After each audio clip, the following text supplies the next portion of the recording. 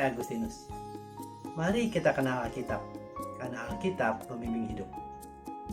Dalam Alkitab, banyak tokoh yang mempunyai kelebihan dan kekurangannya masing-masing. Karakter-karakter mereka memperkaya Alkitab. Kita bisa belajar banyak dari karakter tokoh-tokoh Alkitab ini.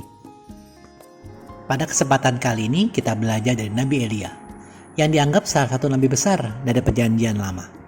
Nama Elia berarti Tuhan adalah Allahku, dan nama itulah yang menggambarkan perjalanan hidupnya. Dalam 1 Raja-Raja 18, ayat 17-40 tercatat sejarah Elia yang bertanding dengan dewa-dewa Nabi Baal di atas Gunung Karmel. Seharian penuh nabi-nabi dewa Baal meminta dewa mereka menurunkan api dari langit tanpa hasil. Elia meminta para imam itu untuk berdoa lebih keras. Elia mencemooh mereka, mengatakan bahwa berhala mereka pastilah sedang tidur. Pada waktu gilirannya, Elia mendirikan mezbah batu, menggali parit di sekelilingnya, dan menempatkan hewan kurban di atas kayu yang di atas mezbah. Kemudian Elia menyuruh supaya air dituangkan 3 kali ke atas kurban itu, masing-masing 4 buyung. Elia memanggil nama Allah, dan nama Allah menurunkan api dari langit, membakar habis kayu, kurban, batu, bahkan air di dalam parit pun kering tak bersisa. Elia membuktikan bahwa Allah Abraham, Allah Ishak, Allah Israel, Allah kita adalah Allah yang sesungguhnya, yang punya kuasa daripada dewa-dewa palsu lainnya. Setelah peristiwa pembuktian itu, Elia beserta bangsa itu membunuh semua Nabi Baal sesuai perintah Allah dalam Ulangan 13 ayat 5. Begitu istimewanya Elia, sehingga ia menjadi salah satu dari 2 orang selain Henokh yang tidak mengalami kematian jasmani karena langsung diangkat ke surga, seperti tertulis dalam 2 Raja-Raja bab 2 ayat 11. Teman-teman, di mata Allah adalah suatu kekejian dan dosa besar untuk menyembah berhala, dan Allah sangat cemburu soal hal ini, seperti dapat kita baca di Keluaran 34 ayat 14. Sebab janganlah engkau sujud menyembah kepada Allah lain, karena Tuhan yang namanya cemburuan adalah Allah yang cemburu. Tertulis juga bahwa penyembah berhala tidak mendapat bagian dalam kerajaan Allah dalam 1 Korintus 6 ayat 9.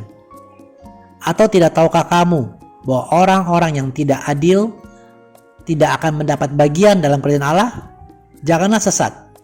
Orang cabul, penyembah berhala, orang berzina, orang banci, orang pemurit. Apakah berhala itu?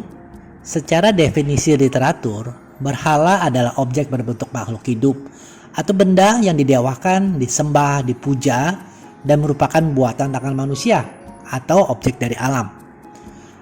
Kata berhala dalam Kamus Besar Bahasa Indonesia berarti patung, atau kemudian menjadi meluas menjadi makhluk atau benda atau apa saja yang disembah selain perintah Allah.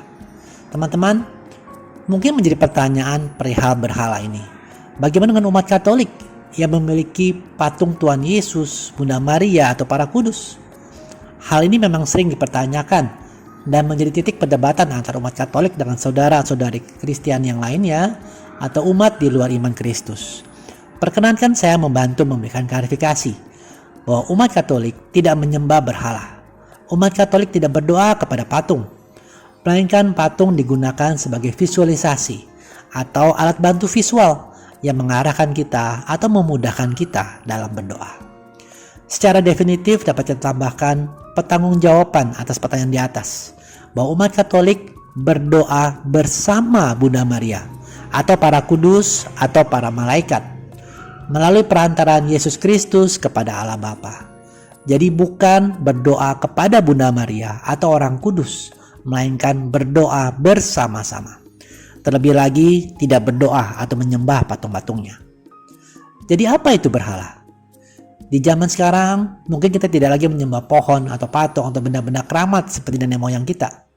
Tetapi di zaman modern ini berhala tetap ada. Karena berhala adalah segala sesuatu yang mengikat kita dan menjauhkan kita dari hadirat dan rencana Tuhan atas hidup kita.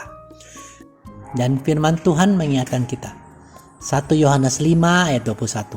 Anak-anakku, waspadalah terhadap segala berhala. 1 Korintus 10 ayat 14. Karena itu, saudara-saudaraku yang kekasih, jauhilah penyembahan berhala. Mari kita renungkan apa saja yang masih jadi pengikat dan menjauhkan kita dari hadirat dan rencana Tuhan. Dan mari kita minta pimpinan Roh Kudus untuk memampukan kita menjauhkan berhala dalam hidup kita. Terima kasih sudah menyaksikan. Mohon like dan subscribe untuk membantu channel ini bertumbuh dan firman Tuhan semakin diwartakan. Sampai bertemu pada video Kenal Alkitab Rabu depan. Kasih karunia Tuhan Yesus Kristus menyertai Anda sekalian. Amin.